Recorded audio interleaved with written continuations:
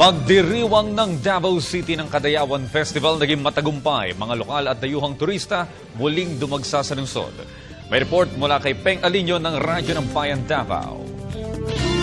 Sa kabuuan ng selebrasyon ay ika-29 na Kadayawan sa Davao ay naging matahimik, masaya, makulay at makabuluhan ito.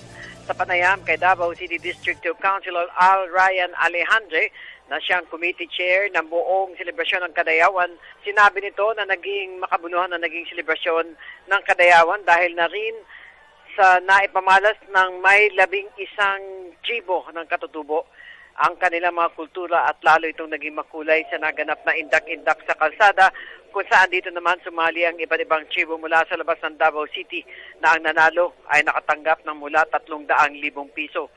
Sa naging parada naman ng mga sariwang bulaklak sa Floral Float Parade, linggo, ay mas lalo anyang dumami ang mga tao mula sa labas ng Davao City at maging mga dayuhan na mga turista na makisaya sa selebrasyon sa Kadayawan.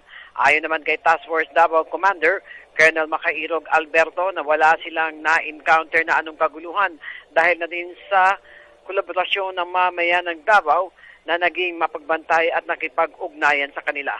Sinabi naman ni Davao City Police Office o DCPO City Director Police Senior Superintendent Vic Danao na may mga bagay na rin silang hindi naiwasan tulad ng mga petty crimes at mga nanloloob sa mga kabahayan dahil nagsamantala sa selebrasyon na ang ilan sa mga men na nanonood ng mga aktibidad.